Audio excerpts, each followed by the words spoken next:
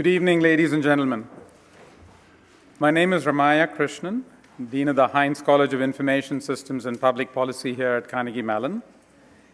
On behalf of President Farnham Jahanian and the students, faculty, and staff of the Heinz College, I'd like to warmly welcome all of you in the audience here at the Kresge Theatre, which is of the College of Fine Arts, and everyone watching at home tonight's gubernatorial primary debate. I'd like to thank the candidates, Laura Ellsworth, Paul Mango, Mike Turzai, and Scott Wagner for being here tonight. We're all looking very much forward to the discussion among the four of you. I'd also like to thank our media partner, WPXI, as well as the Republican Committee of Allegheny County for collaborating with us to make this event possible. The Heinz College was named after one of the state's most respected and celebrated public policy thinkers and public leaders, Senator H. John Heinz III. We at the Heinz College, as the senator always was, are deeply concerned with societal challenges that emerge at the intersection of people, policy, and technology. These challenges are quite large, quite complex, and include some of the defining problems of our time. Developing smarter transportation and smarter human services, the impacts of autonomy on the future of work, improving costs and outcomes in healthcare, developing smarter crime prevention, both in the real world and in the cyber world, and dealing with the ravaging crisis of opioid abuse. Our faculty and students work to solve these problems, and I hope we'll have a chance to hear from the candidates to discuss their views on some of these important issues, as well as many other issues affecting our Commonwealth. As one of the Commonwealth's leading universities, it's especially important for us here at Carnegie Mellon to enable engagement with civic leaders through events like this. It's so vital for our democratic process. When the leading thinkers in science and leading thinkers in public policy collaborate, citizens reap the benefits.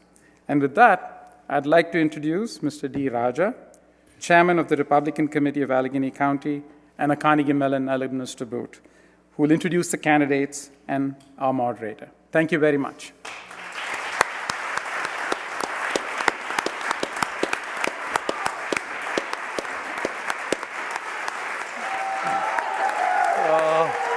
Good evening, everyone. Thank you, Dean Krishnan. It's my pleasure to be here at my alma mater to introduce the participants in this evening's gubernatorial debate. The order of the candidates' introductions was determined by a random draw earlier this evening. So I am just going to go left to right. Paul Mango, a graduate of West Point where he received a diploma from President Reagan, Paul Mango went on to serve America as a paratrooper in the 82nd Airborne Division. After a graduate degree, he spent 29 years at McKinsey & Company, one of the most respected professional advisory firms in the world, most recently as director of its Pittsburgh office. Ladies and gentlemen, Paul Mango.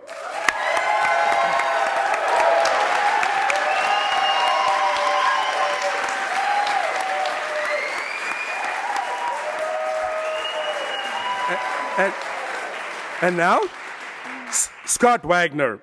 In April of 2014, Scott Wagner took his experiences as a business owner in York, PA, with him to Harrisburg when he was elected state senator for the 28th district. In his professional life, he started his first business at the age of 20 and is currently the president and owner of York-based Penn Waste Inc. and KBS Trucking in Thomasville, PA. Ladies and gentlemen, Scott Wagner.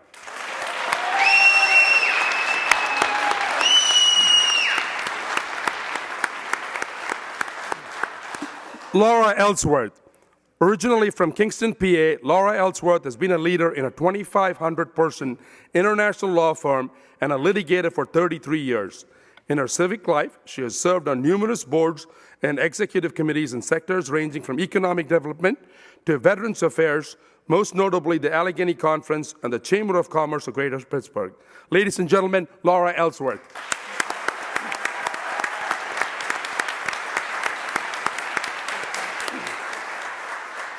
And Mike Turzai. Mike has served on the Pennsylvania House of Representatives since 2001 and is currently Speaker of the House. He's been a vocal opponent of several policy proposals of Governor Wolf, and a Philadelphia News Daily columnist has dubbed Turzai Wolf's ideological opposite. When not in Harrisburg, he's active in church, school, and community activities near his home in Marshall Township. Ladies and gentlemen, Mike Turzai.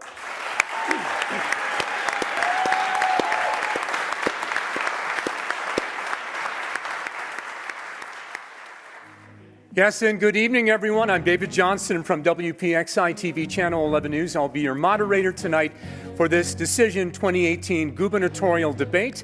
We are live at the beautiful and historic Kresge Theatre on the campus of Carnegie Mellon University in Pittsburgh, and it's brought to you, as you can see by the signs behind us, by the Heinz College here at CMU. We want to thank Heinz College, CMU, all the volunteers here at CMU, the dean who made some remarks just before I came on here live, everyone at Channel 11 who's made this possible, and the candidates who have all agreed to be here in this discussion, this debate, in this election year for Governor of Pennsylvania in 2018. Thank you all. Let me introduce the four Republican candidates running for Governor of Pennsylvania, starting closest to me, retired healthcare consultant Paul Mango.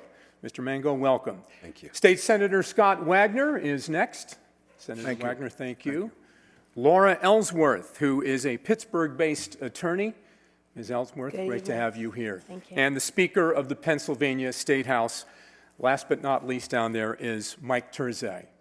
Speaker Turzai, thank you very, very much. Quickly, just go over some rules to let you know, and they've heard this before, they've agreed to all of this. The debate will go up until just before 8 o'clock tonight. We're going to begin with a 2-minute opening statement in this order. The order has been determined earlier by names pulled out of a hat. Questions from me first, and then questions submitted to our website at WPXI.com, Channel 11, from our viewers and from students here at CMU. The first answers to be no longer than 1:30. For the second question, just 30 seconds. I know that's not much, but I know you're professionals, you can do it. Then thereafter, 1 minute, 30 seconds, fifth and sixth question, 1 minute, and for the questions submitted to us, they will be 1 minute long as well. The quicker you can get to an answer, we appreciate that. Here for a second, and that would help things move along. And to the audience, I would say, because I heard as we introduced the candidates just moments ago, we heard some partisan applause. Keep that to a minimum, if you would, because it'll move things along as well. All right, we ready to go, everyone? Again, thank you all for being here. Opening statements, 2 minutes apiece, and we begin right here with Paul Mango. Mr. Mango. Thank you, David. I've spent the last 14 months traveling over 70,000 miles, meeting with thousands of Pennsylvanians. And despite all the advantages we have here, they're hurting. They feel economically insecure. They feel physically insecure. They feel that there's been an erosion of core American values, and they're sending us a very strong message, and that is it's time to bring our jobs and our children back home to Pennsylvania. You know, one of my opponents likes to say I came from nowhere. I prefer to say I came from nothing. My granddad arrived here from Italy a century ago. He was by himself, 14 years old. Couldn't read, couldn't write, couldn't speak English, did not have a penny in his pocket. I'm the son of Italian-Irish Catholic parents, neither of whom has a college degree. There were 5 of us children growing up. We all shared a single bathroom. My mother used to go down to my father's place of work and pick up his paycheck on Fridays so that we could eat over the weekend. But despite having seemingly nothing, they gave me everything I needed to be successful in life. Strong family values, faith in God, a sense of commitment to serve this country, and the unfailing belief that I could be anything I wanted in this country as long as I tried hard enough. And guess what? On that fourth count, I believed them. I set off on an improbable journey that began at West Point, where I met my wife of 35 years, to the 82nd Airborne Division, off to the Harvard Business School, and then to the most respected professional advisory firm in the world, where I spent 25 years leading a team that built a $500 million global healthcare business. Along the way, my wife had a wonderful career and delivered to us 5 beautiful daughters, one of whom is here in the audience tonight. We understand that we've been blessed by God and by this country, and we understand the obligation that confers upon us, which brings me to the next step on our journey, which is to restore the dream of America to the people of Pennsylvania, to free them from the liberal, progressive, socialist policies of Governor Tom Wolf, indeed to bring our jobs and our children back home. That's what my candidacy is about. All right. Paul Mango, thank you very much. Up next with his opening statement is State Senator Scott Wagner. Mr. Wagner. Good evening, everyone. I'm Scott Wagner. I'm from York, Pennsylvania. I'm a private sector business owner. I have started several companies from scratch. My first business enterprise I started at age 19. Pennsylvania has been good to me. I went to Harrisburg in 2014. I was elected to the Senate as a first ever write-in candidate to be elected into the state legislature. We have many issues in Pennsylvania, and you're going to hear about a lot of those issues tonight. But I will tell you, the reason I went to Harrisburg is for years I saw my business and other businesses affected by Harrisburg. Today, there are over 150,000 pages of regulations that affect businesses and affect many of you in this room. We have all kinds of issues. We have a heroin opioid crisis. We have, everywhere I go, I hear about school taxes. We have a skilled labor crisis. We have an economy that's flat. We have many, many issues. But when I come from the private sector after building businesses over the last 40 years, I see a huge amount of opportunity. I can tell you tonight, standing in front of you, after serving for 4 years, almost 4 years in the Senate, Harrisburg does not have a revenue problem. It has a spending and mismanagement problem. We cannot allow Governor Wolf to get reelected because Governor Wolf's solution for everybody in Pennsylvania is just to raise taxes. Pennsylvania has a lot of issues, and we have to solve those issues today, and I bring the leadership skills, vision, and experience as the next governor to solve those issues. All right, Mr. Wagner, thank you. Up next with her opening statement is Laura Ellsworth. Thank you. Good evening, everyone. I'm Laura Ellsworth. I live here in Pittsburgh, Pennsylvania with my husband, Bruce, and my son, Matthew, who is actually away at college at the moment. And I moved here in 1980 to go to law school at the University of Pittsburgh. And so I've been a practicing lawyer, as Raja said, for almost 40 years. And during a lot of that time, I ran the office of one of the largest law firms in the world here in Pittsburgh and served on the global management committee of that firm around the world. And as one of the leaders of one of the largest professional services firms in Pittsburgh, I was privileged to participate in the transformation of Pittsburgh. And you all know this story. When I came here in 1980, steel was dead, young people were living. Everyone thought Pittsburgh was on the ash heap of post-industrial America. And what I watched here, and what I was privileged to participate in and help lead here, was the private sector came together with will and vision and energy and purpose, harnessing their talent, their expertise to partner with the public sector to get things done.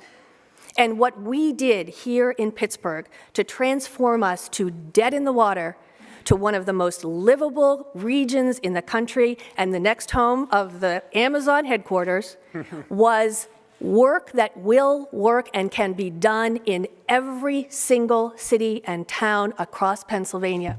What we lack is someone in the governor's chair with the will and purpose and experience and vision to do it, having worked on public issues from the private sector, having worked with men and women shoulder to shoulder on more than 20 nonprofits on social service issues throughout this region. I know we have the people to do it. I know we can transform all of Pennsylvania, and that's why I want to be the next governor. All right, Ms. Ellsworth, thank you. Last but not least, Mike Turzai. Thank you, David. First of all, I'd like to introduce my wife, Lydia, my sons, Stephen and Matt. If you could all please stand. Thank you very much. Great to be here. Folks, I'm a lifelong Pittsburgh resident. I grew up out in Moon Township. Lydia grew up in the South Hills. I'm a grandson of Hungarian and Irish immigrants. Lydia's actually a daughter of Italian immigrants. And Pittsburgh is in a great home. We love it. We're raising our three boys, 19, 18, and 15, up in the North Hills. And I think that what has happened to Pittsburgh, it's such a great place to raise a family. And we need to spread what's happened in Pittsburgh all throughout the Commonwealth of Pennsylvania as we have. You know, 26% unemployment rate in Beaver County when I was growing up, 19% unemployment rate in Allegheny County. My mom was from Beaver County. And the idea then is that how do you have family-sustaining jobs so that people can have dignity and be able to take care of their families? First of all, you need great educational opportunities, not one size fits all. We need school choice. We have those opportunities, and we've accomplished some. We need to take it further. Second of all, we need to move Pennsylvania into the 21st century. We have passed full privatization. It's emblematic of real limited government. The governor vetoed that. But I got a call from Hazleton. Wine and beer was opened up in a grocery store. A young man who I'd never met, but who I talked to, called me up and said, you got this done, Mike, with your team. And finally, we've got to move into the 21st century with respect to pensions. First of all, we have to move to a 401k for each and every new hire.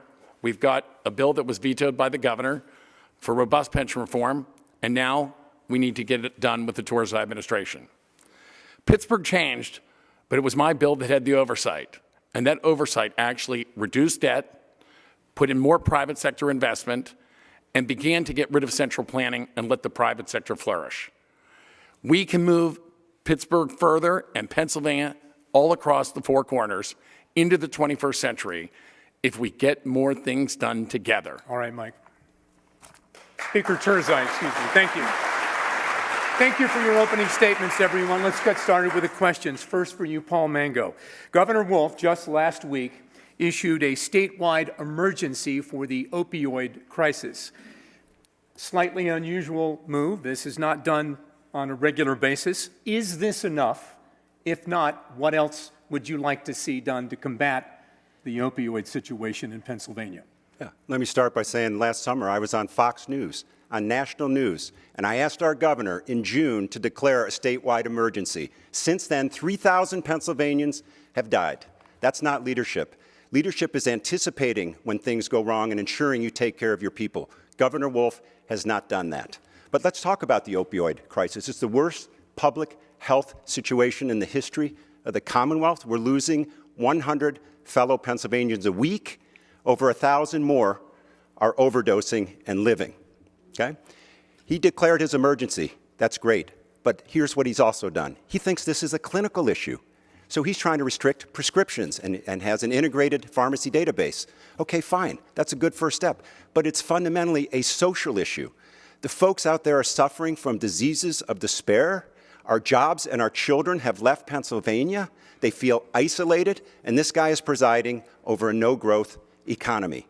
Furthermore, this problem cannot be solved from Harrisburg with mandates.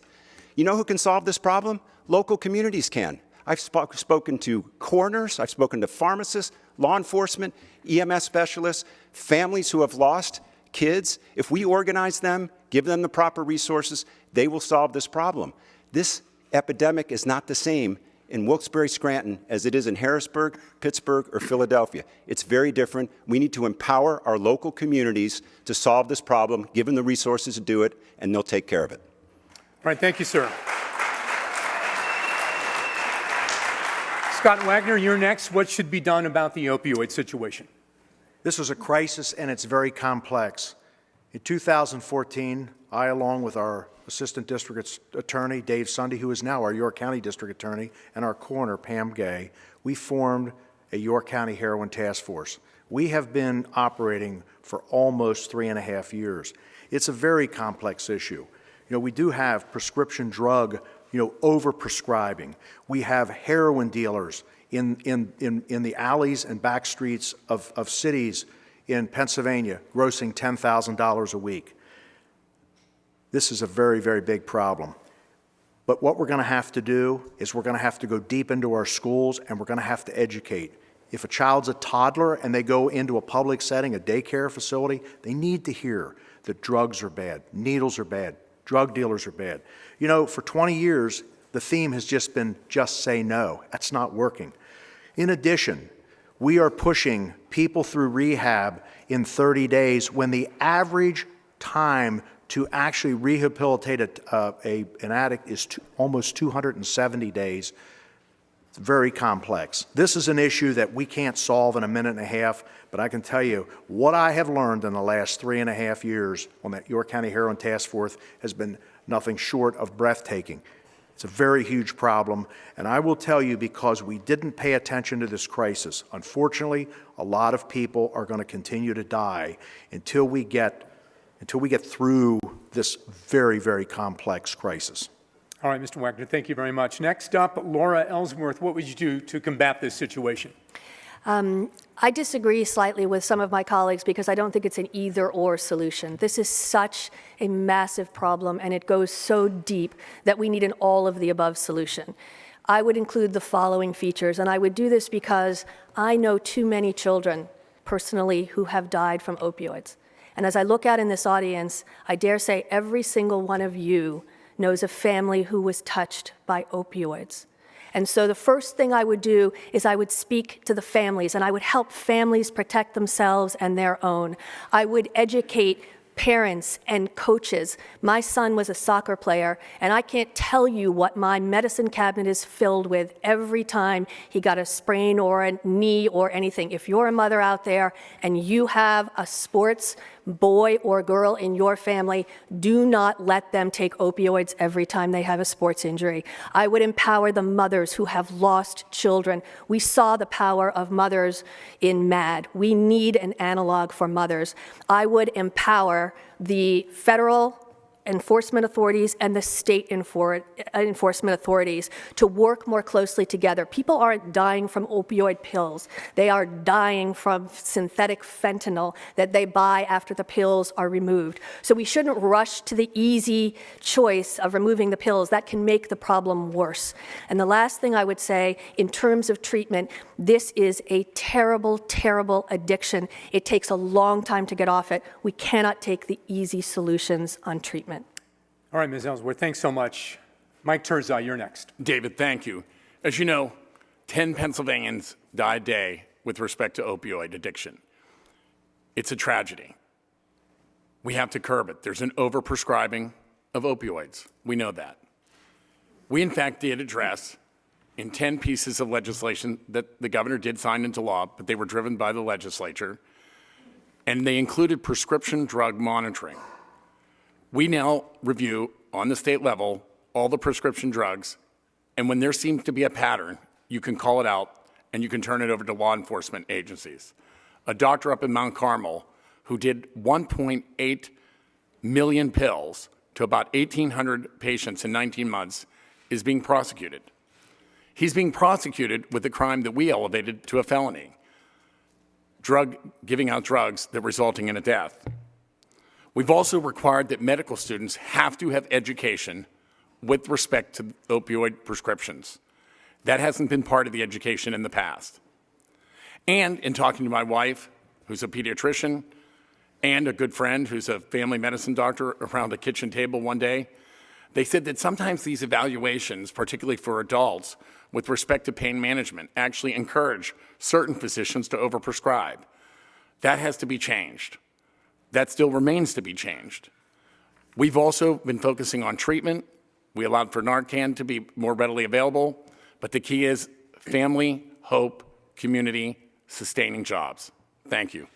All right, sir, thanks very much. Let's move on to the second question. We're going to start with you, Senator Wagner.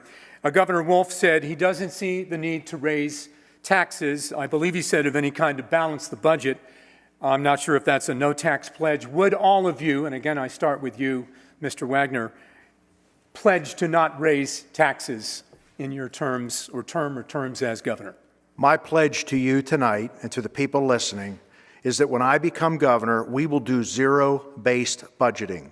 We will find out where every dollar goes that is being spent, and we will be respectful of every dollar that comes in. We will make changes and efficiencies to the point, based on the information from the budgeting, that we do not have to raise taxes. There are also revenue opportunities outside of taxes. As an entrepreneur, I understand those opportunities. All right, and I realize asking for a pledge right now is big, but nonetheless, I'm asking. Ms. Ellsworth, you're next. I think tax pledges are political gimmicks that aren't worth the paper they're printed on, with all due respect. And I think anyone takes them is not being responsible to the citizens. What I will say is this. I will do everything in my power to bring efficiencies to government, just as I've brought it to the businesses I've run and the civic projects that I've run. And believe me, there are a lot of efficiencies that can be brought. The other thing I will do is I will tackle the pension problem, because your property taxes are going up because of the pension problem. I will sell the state stores and pay down the pension and reduce your property taxes. All right, thank you. Mike Turzai. Yes, David, it's interesting that Governor Wolf has now taken that tack. When he first came into office, he asked for increases in sales taxes, personal income taxes, cradle-to-grave taxes, including home heating, diapers, daycare, and caskets. The House Republicans stopped that, period. We stopped it again this past budget year. We were able to have balanced budgets because the way to budget is this. What are the revenues coming in from all the taxes we already tax, personal income tax, business, sales, and prioritize how you're going to spend those hard-earned dollars. There needs to be more money back in people's paychecks. All right, Mike, Senator Turzai, thanks very much. We're lastly with Paul Mango, and I asked this question, and I appreciate, Ms. Ellsworth, your comment about it, but Pennsylvania is seen as a high-tax state. I think a lot of people can agree with that. And as with the national government, would like to see either no more tax increases or tax cuts. So your response. Yeah, I'm not going to hold the line on taxes. My pledge to you is to ensure that we give you tax rebates. We're the most overtaxed state in the country, the highest corporate state tax rate, the highest gas tax, the highest property taxes. And I'll tell you, we're never going to, on a sustainable basis, avoid tax increases unless we grow this economy. No one else is talking about growth. I've been associated with large multi-billion-dollar corporations for 30 years.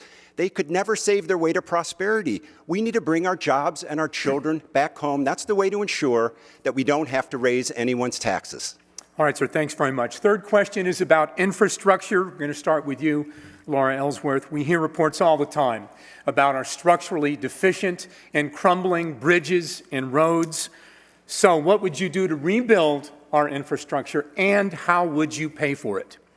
So infrastructure is like the bloodstream of any company. We need it to get to work, to jobs, to workforce programs. We need it to import substances and export goods. We have to invest in our infrastructure. I was one of the prime advocates for Act 89 on behalf of the business community to provide the funds that were necessary for infrastructure to build back our bridges that are 100 years old.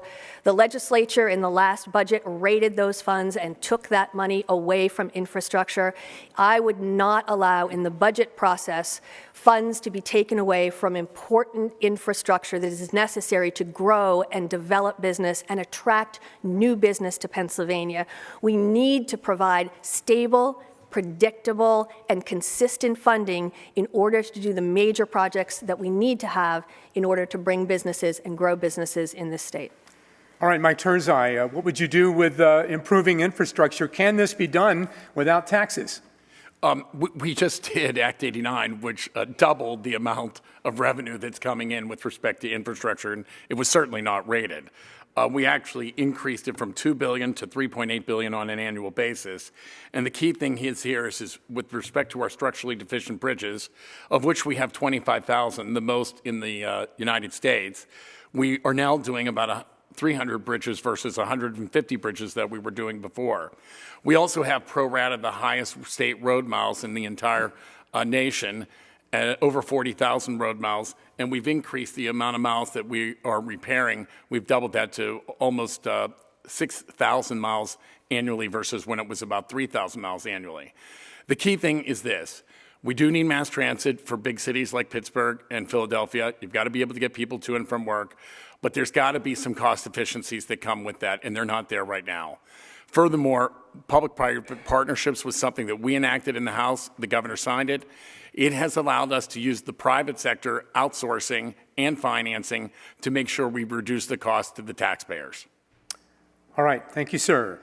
Paul Mango, you're next on infrastructure. I've said this several times before, but we cannot have a first world, globally competitive economy with a third world infrastructure. And I'm the guy who's driven 70,000 miles across the Commonwealth in the last 14 months, and I'll tell you, we have a third world infrastructure. But there's a larger issue here, and you heard it, and that is of the $2.6 billion that's going to Harrisburg from Act 89, which is our gas tax, $800 million is being taken to fill a budget gap. And you know why? Because we have a liberal, progressive, socialist governor who is funding his expanded government programs. We will not solve this problem until we bring our jobs and children back home with a vibrantly growing economy. That will be my first priority. We'll be able to pay for our infrastructure with that. All right, Paul Mango, thanks very much. Scott Wagner, you're next. Infrastructure. We need to spend more money on infrastructure. The money is there to do these projects: roads, bridges, water lines, systems, sewer lines and systems, and also technology infrastructure. But I will tell you that the regulations, two agencies specifically, Department of Environmental Protection and PennDOT, do not cooperate together. Do you know that PennDOT has to go to DEP for permits, and those permits sit on desks for months, sometimes years? Why are bridges closed for years at a time? This is the kind of stuff that a governor with construction background who understands how to make things happen will push infrastructure at a greater pace than it is today. Just talk to any engineers you know, and they will tell you that the system in Pennsylvania to get infrastructure completed, permitted, is broken. All right, but again, you say the money is there. It exists now Money is to there. do the job. Okay. Yes. Next question for Mike Turzai. Marijuana. Medical marijuana is the law now in the state. Do you support that law? And what about recreational use of marijuana? Would you support that? I absolutely do not support the use of recreational marijuana. I think that marijuana is, in fact, a drug that leads to further drug abuse, and it actually takes away important faculties and ultimately dignity from people. We do not want our young people being able to get addicted to marijuana, and I think we have to actually curtail it. Go to Colorado. You hear about it all the time. It's prevalent, and it's actually costing more to state government. Medical marijuana, when it was limited specifically to helping very targeted approaches like epilepsy, I understand that. But it was far more broad-ranging than what we had in front of us, and I voted no, because here's the thing. It was about big marijuana. Hanger, who was inside Secretary Hanger, got one of the licenses and just tried to sell it for, what, $20 million? That was one of Governor Wolf's secretaries in his cabinet. Got one of the licenses. That whole program was completely replete with political favoritism and was not about taking care of taking care of people. Okay, Mike Turzai, thanks very much. Go to you now, Paul Mango, on marijuana. Yeah, I support the use of medical marijuana because I spoke to 15 physicians, and every one of them said the same thing to me, which is, there are legitimate uses for this when used properly. But I cannot believe we're having a conversation about the use of recreational marijuana. We just said 3 minutes ago, we are losing 100 Pennsylvanians a week from opioid overdose. This is a scourge. This is the worst public health crisis in the history of the Commonwealth. This is not the time or the place to have a discussion about recreational marijuana. That's a no. I appreciate that. I would just You think so, Dave? You think so? Yeah. I would just add this conversation, with due respect, is happening in this state, and it's happening all over the country. Whether you agree with it or not, it's happening. Scott Wagner, you're next on marijuana. I do not support recreational marijuana. I have, between three companies, 250 truck drivers. Truck drivers cannot be using drugs and be on the road with drugs in their system. I voted yes for the medical marijuana issue when it came through Harrisburg. I believe that there are uses for medical marijuana to help with some of the cases, pain, epilepsy, but absolutely not on recreational marijuana. Okay, yes to medical, no to recreational. Laura Ellsworth, you're next on the marijuana issue. Yes to medical with a caveat. I do believe that there are certain medical uses for medical marijuana. But I think we don't yet know all the facts of who's applied for those licenses and how they're being handled. And I think there are a lot of people who want that program to be a gateway to full access to marijuana. I don't favor that, and I don't favor that because I've worked with too many young people, amazing young people in our inner cities, and I want them in schools and in jobs and in public service jobs, not smoking pot. So I'm all for saying that we're not going to have legalized marijuana, but we have to find those opportunities for our young people at the same time. All right, thank you for that answer. Now we switch to this question, and Mike Turzai, you're next. In the courts right now is the gerrymandering case. The plaintiff, the Democrats, saying the lines are unfairly drawn, benefiting Republicans. I know you're all Republicans, and you may like the lines the way they are right now. But what do you say to Democrats, and there are more of them in the state of Pennsylvania to the tune of about 700,000 or 800,000, who say it is not fair and it leads to uncompetitive races? The political process in Pennsylvania says that you vote on the congressional races in the legislature. That means a vote in the Senate and a vote in the House, and then the governor signs it. The fact of the matter is when it was passed in the House, it was a bipartisan vote. It had 136 yes votes, including 36 Democrats, and 61 no votes, and we had some Republican no votes. The bill could not have passed without Democratic votes. In fact, there were 10 Allegheny County Democrats that voted for it. There were 16 Philadelphia Democratic representatives that voted for it. In addition, Congressman Altmaier, Congressman Brady, Congressman Doyle, and Congressman Holden, all Democratic congressmen weighed in and supported the map as it was. In fact, Congressman Altmaier actually even wrote a letter in support of that particular map. Partisan gerrymandering is a new theory. A state court's never taken it up before, ever in the United States. The fact of the matter is when we passed that congressional map, it had bipartisan support, and that's the way it should have been done. You're good with the lines now? Yes, I'm hearing a yes. It was a bipartisan vote. Okay. Yes. All right, Paul Mango. Yeah, you're well, next you on know, a gerrymandering. federal panel of judges just ruled that this was constitutional in Pennsylvania. It may have been partisan, but it's constitutional. You know what that means? Elections have consequences. That's why we have to return a Republican legislature in 2018, and it's why we need a Republican governor. But it's not just about gerrymandering. What's at stake here, and the consequences are much larger. We have a liberal, progressive, socialist governor who his policies have resulted in us losing jobs, losing population, healthcare premiums doubling, 100 Pennsylvanians a week dying of drug overdose, and has not touched the pension deficit of $80 billion. We need to turn this thing around. We need someone who's going to enable economic mobility and growth. We need someone who's going to bring our jobs and our children back home, and that governor's going to be me. All right, to Scott Wagner on gerrymandering. As Mr. Mango stated, Speaker Turzai stated, courts have decided on this. I am more focused on Pennsylvanians, the drug crisis, the school tax issue that I hear about everywhere as I go around Pennsylvania, the skilled labor crisis, education, opportunities. The courts will decide what will happen, but the current system, as Speaker Turzai said, was voted on. It was a partisan vote, bipartisan vote, and Democrats and Republicans came together and voted the current system in place. Okay, yes, courts have decided this, but a court is currently deciding this, and that's the state Supreme Court, which arguments have been heard about this. Ms. Ellsworth, your thoughts? I disagree respectfully with my three colleagues up here. I do not believe that our current system delivers the best result for Pennsylvania. I didn't believe it when the Democrats control the process. I don't believe it when the Republicans control the process. I think citizens of Pennsylvania will be better off by the creation of a bipartisan group that looks again at what the lines are here in Pennsylvania.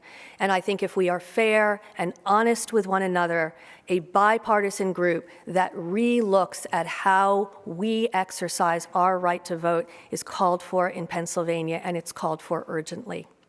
All right, thank you very much. I am personally curious, and I know that a number of viewers have submitted this question, and some from the students as well. As Republicans, what do you think of President Trump and the job he is doing? We start with you, Paul Mango. Yes, I voted for President Trump in the primary. I voted for President Trump in the general election. I maxed out my donations to President Trump. I think he's doing an outstanding job. He's for jobs and economic growth. He's for infrastructure development. He is for bringing dignity back to skilled labor, which is very important. He's for tax reform. He's for health care reform. He has a new justice on the Supreme Court that is going to, again, adhere to the Constitution. I just think the direction we would have been in with the alternative would have been a disaster for the United States. I support the President's agenda. I am delighted that he is our President, and I hope he comes in to the Commonwealth of Pennsylvania to support me in the general election. All right, sir, thank you. Scott Wagner, you are next. Let's let Mr. Wagner answer. Your thoughts on President Trump. November of 2016, President Trump was elected on a Tuesday. That following Friday, I called a real estate partner and said to my real estate partner, Glenn, I think we should pull the trigger on that spec building. We built a 7,000 square foot spec building that is sitting empty today because we have more confidence in the economy. So I believe that President Trump has done many things that are beneficial to our economy. As far as the tax package, I don't know how it's going to benefit me. We will find out. But most importantly, I believe that the people that work at my companies, the blue-collar people that work at Penn Waste, people that work in the customer service department are going to see more money in their paychecks. The most important thing is the tax package is now bringing money offshore for corporations that have gone through an inversion process, Apple Computer, for example. There's a potential that we will see $2.6 trillion of cash back to America. But I would like to say that I'm proud of President Trump for standing up for a dictator in North Korea, because he is standing tall behind our military who stand tall and defend our country every single day. All right, sir, thank you. Laura Ellsworth, President Trump. So I'm a little different than my colleagues up here because, as I think, as all of you know, I didn't vote for President Trump. I know. Okay. All right, everyone. All right, let's be fair to her. Let's let her answer. I voted for John Kasich. And I voted for John Kasich. I voted for John Kasich because I had campaigned for John Kasich, and I stay with the guy that brought me. And so I supported him. The reason that I didn't support President Trump was because there was a divisiveness that I thought he brought that was going to, at best, be a distraction to our country. There were so many things that I liked what he was saying, but the divisiveness bothered me. And so I will say this on this topic. I will say, as the person who did not vote for him, he has done more for veterans in this country, which is work that I do in, than any of the three presidents combined. He has done a brilliant pick for the Supreme Court. He has done a lot for business and deregulation. I do not agree with everything he does. I don't agree with everything my husband does, and I love him. But that's where I am on the president. All right, Laura, well, thanks so much. All right. Mike Turzai, you're next. Yes, I certainly support President Trump and his agenda. I certainly voted for him. I was a delegate to the convention in Cleveland on behalf of President Trump. And I have to tell you, each night I would go up to the convention. I would spend the night, drive home. But every night one of the boys came. Lydia came one evening. A lot of my friends came up. It was very energizing because we knew that there was change afoot in the United States of America. The deadlock had to be addressed. And we needed to focus on manufacturing, energy independence, and jobs. That's so crucial to the Commonwealth of Pennsylvania. It's why Pennsylvania went for President Trump, which it hasn't done for a Republican candidate since President Bush Sr. The other thing is the Supreme Court pick is outstanding in Justice Gorsuch, a narrow interpretation of the law. In addition, the tax cuts are going to put more money back into people's paychecks. People's savings, their 401ks, are actually growing. I was blessed to be invited to the Oval Office with a number of Republican governors and legislators representing Pennsylvania for Education Reform Initiative, and I was very proud to do so.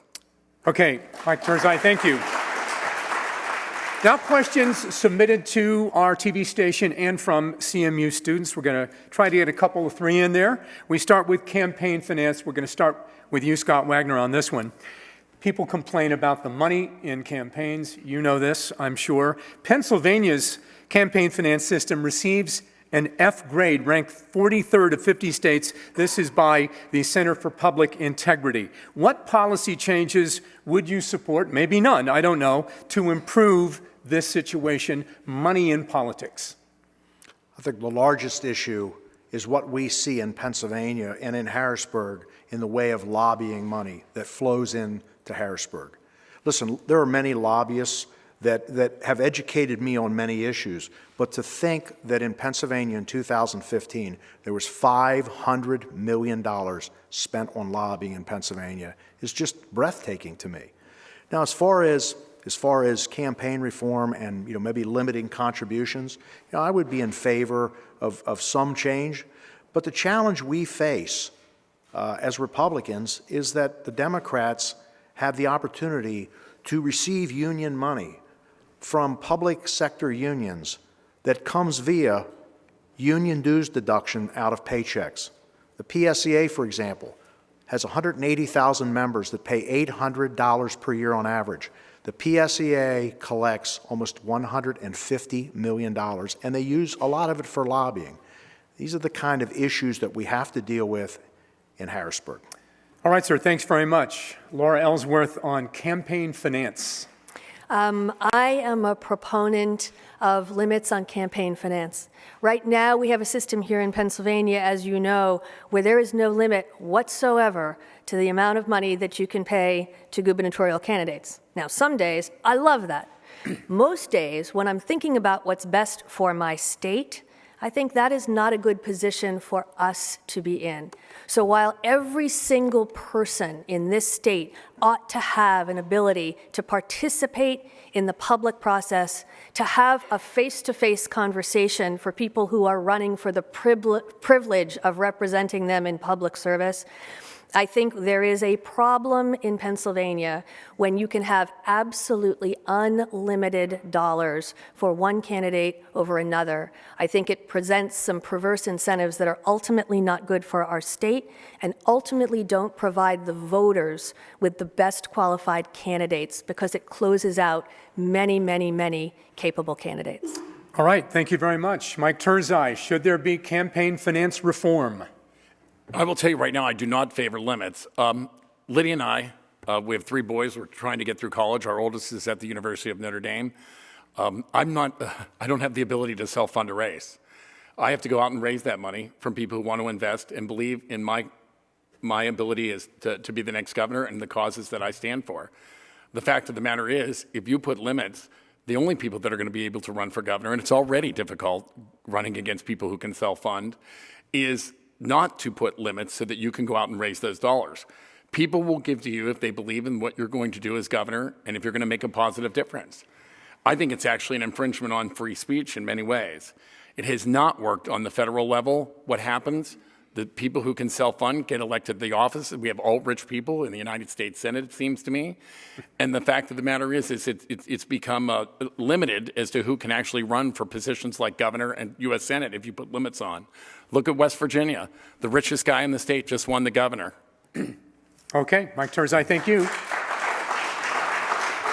Paul Mango, last but not least on campaign if we go finance back to the 2016 election cycle, President Trump's opponent had 2 or 3 times as much money as he did, and it didn't matter. And you know why it didn't matter? Because the people were engaged in that election cycle, and they propelled President Trump to the White House. I'm all for transparency. I think there should be reporting of who's giving money to who. But I agree with the speaker on this. I think it's an expression of free speech. People should be able to express their speech through donations for the candidates that they most believe in. But again, I think this is about engagement of the voter. We saw an extraordinary engagement of the voter. We've seen it many times where money means less today than it ever did before. I'm going to be the people's candidate, and I'm hoping that the people of Pennsylvania will propel me to Harrisburg in January 2019. All right, Paul Mango, thank you. Up next, a question about funding for public schools. Laura Ellsworth, you're next on this.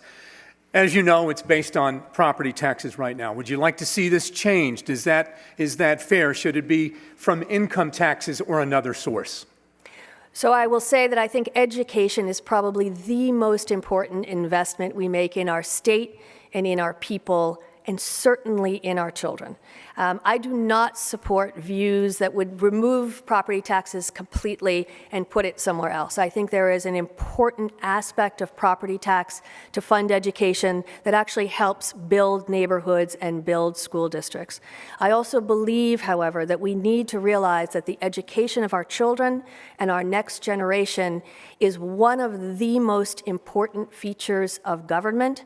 And so for that reason, I do believe that we should expand the use of tax credits, EITC, OSTC. We should expand those so that we drive more private dollars into education, that we use the knowledge and experience of the actual people of Pennsylvania to know what schools educate their children best in their communities. And expanding those programs will put that power in the hands of Pennsylvanians, not in the hands of people in Harrisburg. Thank you. Mike Turzai on funding for public education. Yes, first of all, education is not one size fits all. Public education is crucial to making sure that there's opportunity, but it's not the only place. We have about 1.6 million of our students educated in public schools, but we also have 250,000 in private schools, 130,000 in charter schools, and about 30,000 that are homeschooled. Property taxes are the basis on a local basis. We do not want to see people getting pushed out of their homes. But the key is do you want Harrisburg to do it, or do you want the local community to do it? I believe in local control of education. If we took all the local taxes with respect to public education, we would be bringing $16 billion to Harrisburg. Trust me, you do not want to bring that kind of money to Harrisburg. The key is if you want to be able to shift to an earned income tax or to business privilege tax on a local basis with the school district, we've passed legislation to do that in the past. And right now with the constitutional referendum that just passed, you could in fact use an earned income tax as a shift on a local basis. Keep your money locally, keep up your real estate values, determine how you want your local school system to be. That's how you keep up good education across Pennsylvania. All right, sir, thanks very much. Paul Mango, you're next. Yeah, I've come out in writing and called for the complete elimination of school property taxes, and the money doesn't have to flow through Harrisburg necessarily to do that. I'm the only one on this stage who has put that in writing. I'm the only one on this stage who has articulated a plan for the future of Pennsylvania, and that's part of it. There are 10,000 Pennsylvanians last year that were evicted from their homes because they could not afford their property taxes. Most of these are seniors on fixed incomes. We absolutely have to take care of them. But there's a larger issue. We're in Pittsburgh, Pennsylvania tonight. We spent $400,000 for a high school graduate, and a good percentage of them cannot read upon graduation, and a larger percentage of them cannot perform 8th grade math. We need a different education system for Pennsylvania, and I've called for 3 things. More choice, enable that choice with education savings accounts, and inform that choice with real transparency. That's never going to happen under Governor Thomas the Tax Engine Wolf. You know why? Because he's in the pockets of the teachers' unions, and he cares more about funding his election next year than he does about liberating kids from failed school systems. I will change that in January 2019. All right, thank you, sir. And Scott Wagner, you're next. I've traveled around Pennsylvania extensively since 2014, and I've heard loud and clear from many people about the school taxes on their primary residence. That will be one of my goals, and it will be one of my top 3 goals to eliminate school taxes on the primary residence of Pennsylvanians. Now, we have a pension crisis that is driving the costs in our schools up. We have to deal with that. I believe in school choice, but I can tell you right now that we have a system that's not working because we have 200,000 skilled labor positions open, and a lot of people are talking about creating more jobs. We have 200,000 jobs that need to be filled. Those jobs pay a minimum of anywhere from $50,000 at a minimum, the whole way up to $250,000. This is a very complex issue, but my pledge to the people of Pennsylvania, you've given me the mission. You want your school taxes eliminated on your private resident. That will be one of my top 3 priorities, and we will get it done. All right, sir, thank you. We have just a couple of minutes left. I have pages of questions from viewers and from here at CMU, my own as well, so it's tough to choose. But the coal industry has certainly changed, we have people in manufacturing displaced. And we're going to start with you, Mike Turzai, on this one. And make this answer as short as you can, please. I might have to cut some of you off. I apologize for that. What would you do to help these displaced workers who are looking for a job? Well, I think that the opportunity is really going to be in the development of natural gas.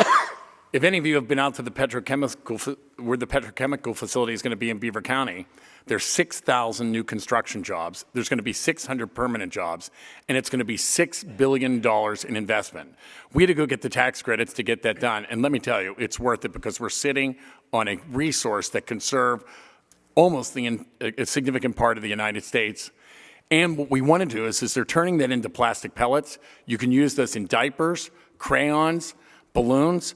We need those manufacturing facilities placed right outside of where that petrochemical facility is going to be for family-sustaining jobs, energy independence, and manufacturing. Thank you, sir. And I apologize for how quick you have to be. Paul Mango, I support our coal industry. It's vital to our economy. We're the fourth leading producer of coal in the country. Almost 40% of our electricity comes from coal generation. I was in the bottom of a coal mine, 1,100 feet down, just a couple of months ago. You wouldn't believe the hardworking coal miners that we have. You wouldn't believe the technology, the advanced technology that's being used in the mines in Pennsylvania today. The problem with this was President Barack Obama, who tried to kill the coal industry. President Trump is rolling back those regulations. It was never about clean water. It was about killing the coal industry. We will roll back those regulations, and we'll have a vibrant coal industry again in Pennsylvania. I'm sorry to have to cut you off. Scott Wagner next. And quickly, please.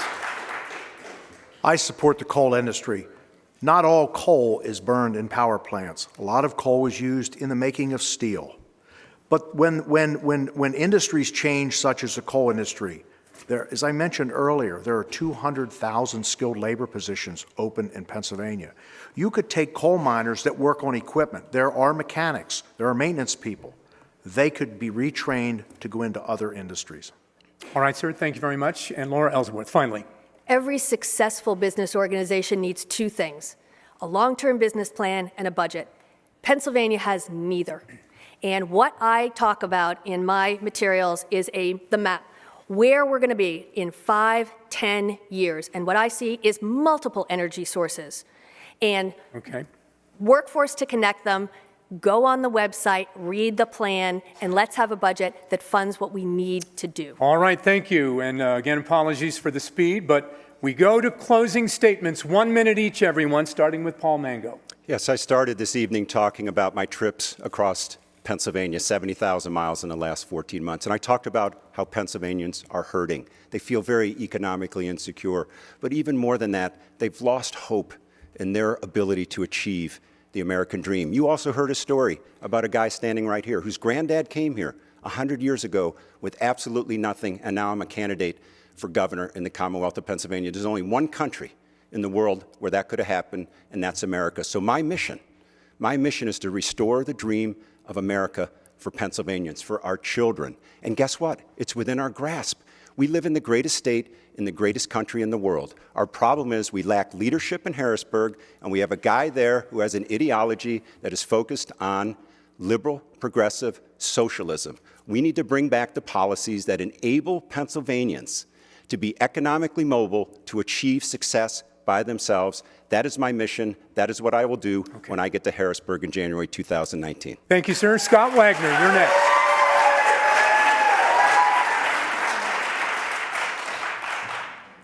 Ladies and gentlemen, I'm the only person on this stage has a unique combination of experience. I have almost 40 years of private sector experience, creating jobs, taking risk. I've spent 4 years in the Senate. When I am elected as the next governor, I will get things done.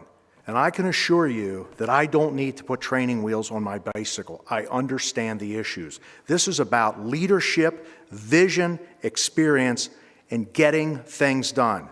I will tell you that in the first 90 days, when I am the governor, I'm going to put together outside resources to help us make the changes needed in Pennsylvania. I'm going to tell you, take this to the bank. In the first 90 days, you're going to think Grant went through Richmond. All right.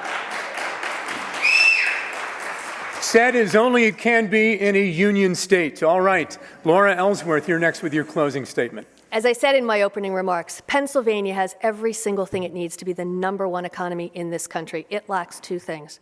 And these are the 3 things that I would do in my first 90 days. Number 1, I would come together and do the map. Where are we going to go in 10 years? Number 2, I would bring together the leaders and I would do a budget that is a real budget, an on-time budget, and I would pass legislation or a constitutional amendment to say that unless and until a balanced budget is passed, no legislator nor anyone in the executive gets paid, because their job is to do what we do for our families and our businesses, which is to have a plan, execute on a plan, and do it in a way that advances the issues of the people. I'm going to tell you about 2 women that I think about when I fall asleep every night.